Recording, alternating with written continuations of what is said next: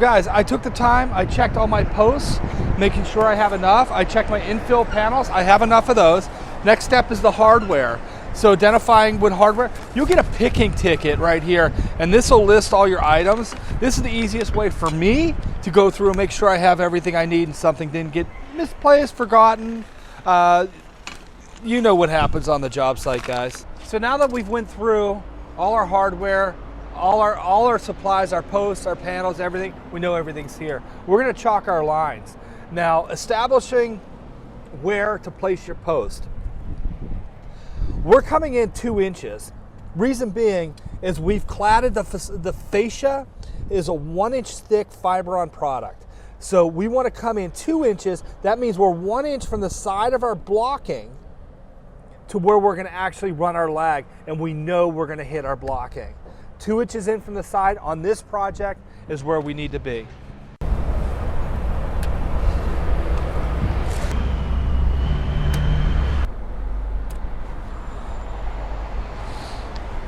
All lines are chalked. Now we're going to establish our corner posts. Step 2. I want to talk about the different posts that we've made up. So we have an end or a termination post. If you can look, there's only 1 receiving panel strip and 1 bottom rail receiving bracket. Everything else is clean. So this will be the end or the start of your panel. And then we have an intermediate. The intermediates are basically to receive a panel on this side and a panel on this side as you're going down, your proper spacing. Then there's the corner bracket. This is what we're working on now. This is the first one for me. After you chalk your lines, you want to install. Get your corners set, and then you can kind of do your layout. You should already have your layout done because you should have provided blocking underneath your deck.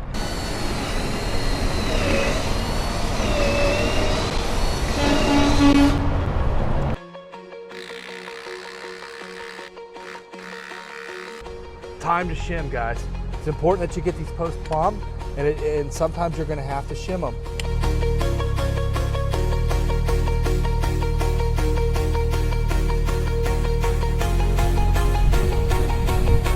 So we're going plate to plate. That means from the base of the bottom plate, 184 and 3/4. That puts us at 92 and 3/8. 92 and 3/8. So what I'm doing by double checking that is if I pull this direction 92 and 3/8 and this direction 92 and 3/8, the tape measures a line and I know that's center. That's the way I double check.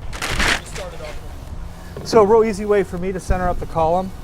I have my center mark here. I pulled it from plate to plate. I double checked it to make sure I'm on center. I know that these are 5 inches exactly on the money. If I go 2.5 inches, I put a small little pencil line. I can set it center up this line, make sure I'm parallel running on tight on my chalk line. Guys, it's gonna be straight. Hey, Art Steedle here with my beautiful daughter, Daniela. We are going to install bottom rail brackets, side channels to our Feeney DesignRail posts. Are you paying attention? There's gonna be a quiz on this later. Maybe an essay, maybe a report. You're not going to take the time to read it. Oh, easy. Be nice.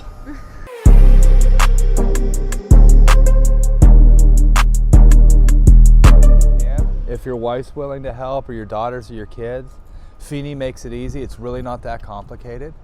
Or you can just hire an amazing contractor to do it.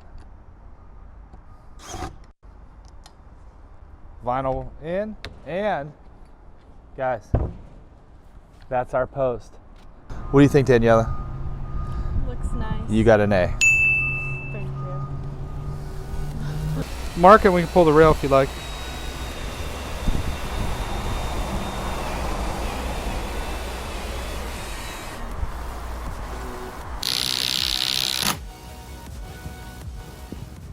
I want to talk about one of the steps in installing the bottom rail of your Feeney DesignRail system. This is set up for our lower mesh panels. You have your vinyl and you have your bottom rail. Your bottom rail, every 3 inches is pre-drilled. That's what they're there for, allow the water to escape. But you're adding a vinyl channel, has no holes in it.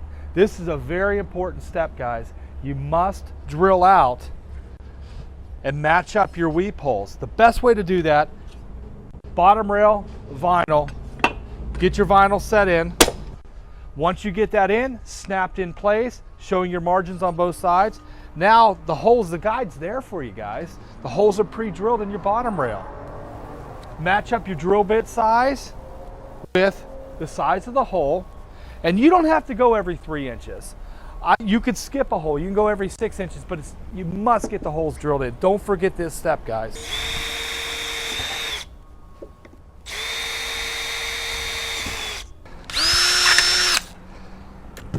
Once you get it drilled out,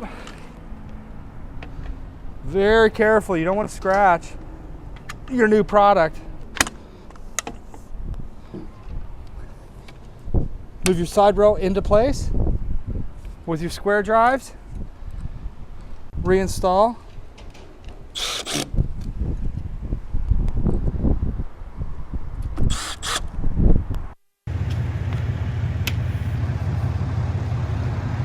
We're cutting and getting ready to install the mesh panels. Now, have my brother Drew here. He showed me a few tricks. One being, you want to center the mesh panel, so it does kind of have a pattern. It's like tiling a floor or something. You don't want this showing a little square at the edge right there. You want to kind of center it the best you can. So in order to do so, we've taken the measurements. We already have them plotted down on our paper. We use those same measurements for the panel system. How much, Drew, do we need to cut off of the actual measurement post to post? 7/8 of an inch. So we remove the 7/8 of an inch, and that allows it to slide into the vinyl sides and into the bottom track. Well, the sides especially, because that's what we're cutting, the sides, not the height on it. Obviously, you're doing this, please, gloves. It's gonna save your hands. Safety glasses. Safety glasses are a must. You do see we have eye protection on. We learned that hard lesson before. So we find center of panel, then we lay out our measurements either way so we can center the cuts, correct? We're using an abrasive blade to cut Feeney's mesh panels. It's cutting through the stainless pretty good, Drew. I mean, I know it's hard steel, no problems, it's going through it. That's it, so he's gonna cut it. And then take a minute and deburr the edges a little bit. You'll see that you'll have some sharp edges after you run the abrasive, the die grinder through the edge. Hit them for a second. You're just gonna be doing the guy a favor that's carrying it up. Even with gloves on, you don't want those sharp edges.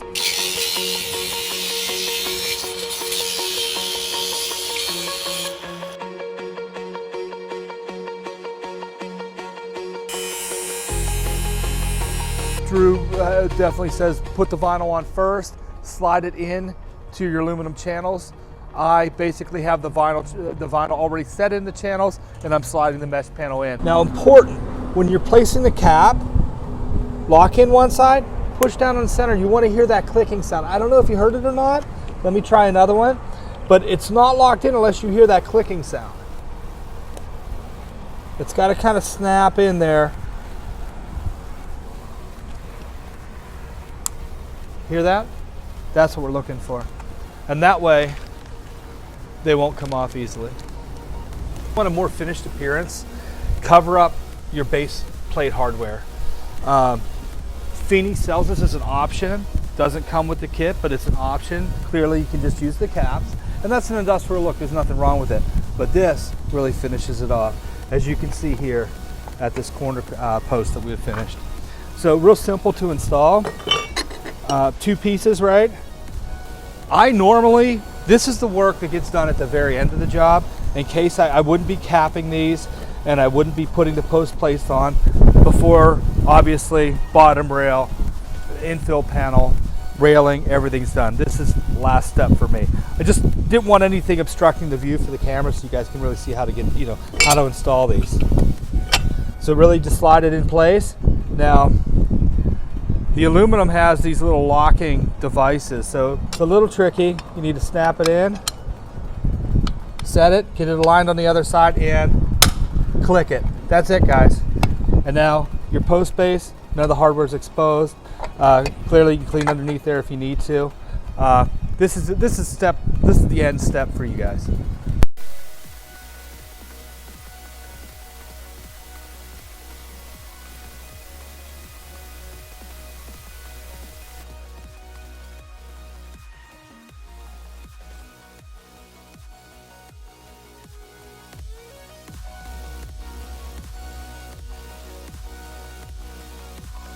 Hey guys, so the top rail consists of 3 pieces. So you have your vinyl, that's gonna lock in your panel, being mesh or resin or whatever you're working with.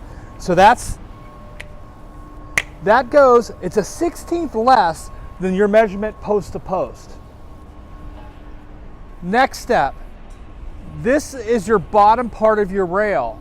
Your top rail is gonna snap on top of this. It's very important that you get it straight. Lay it on top of your vinyl channel. I found that where you're coming together in a miter on your top rail, that you might want to just take a little bit of the corner off where they come together at that inside of your miter. Just a little die grinder, just took the edge off, took that corner off, and it seems to be fitting a lot better. So now I install. Oh, let me also mention, you want to be sure that your vinyl on your post is level with the top of your rail. If it's sticking out past, it won't let everything seat properly, and you're going to have a lot of difficulties.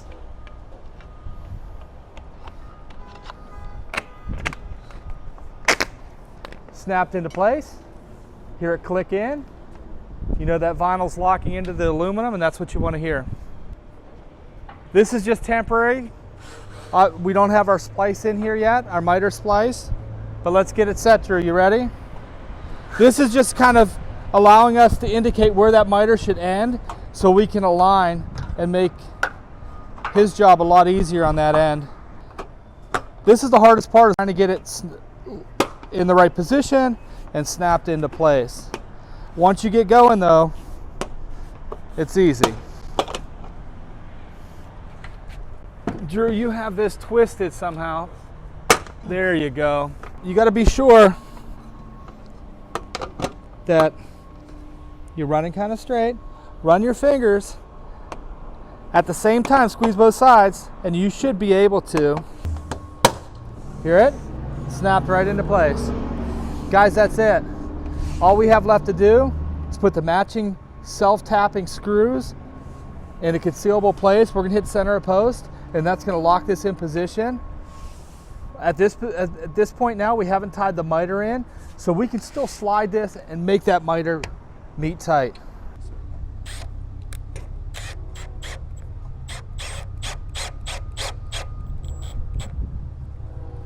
Perfect. When working with your miters, don't forget your corner splices. They slide in. You'll see 2 grooves in the lower part of the aluminum. Slides right in, sets up, centered here. Now that next piece will receive right into it. It'll lock your miters in tight.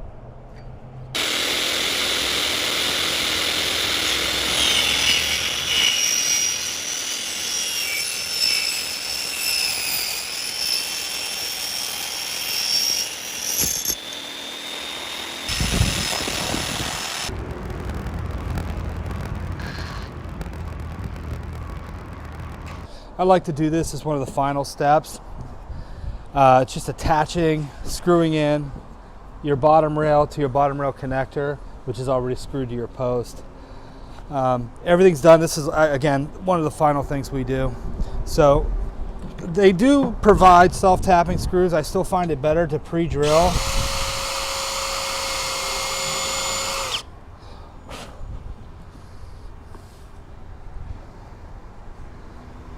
Again, square drive, the black ones obviously, so they match the rail. And it's that simple, guys. You have a positive connection. You've tied your bottom rail to your connector, which is tied to your post. And it's super strong.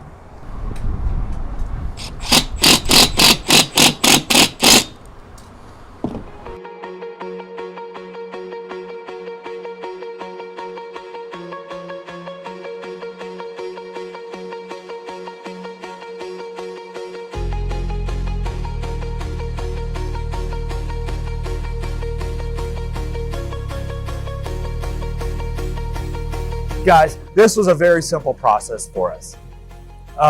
Once we had it laid out and we knew where things were going, the panels we cut to fit, pretty simple. Abrasive saw, we were able to cut right through them. The bottom rail we had to cut. The top rail we had to cut. Listen, all around for the quality and how amazing the finished product looks, I would have to say, I mean, it was a 5 on the degree of difficulty scale. I mean, it was pretty simple. With the right tools, I think, you know, even a DIYer could put this together. Guys, I'm very satisfied with the product. I mean, it just went together really simple. It was easy for us, and it looks amazing. Not much I would change about this build, guys.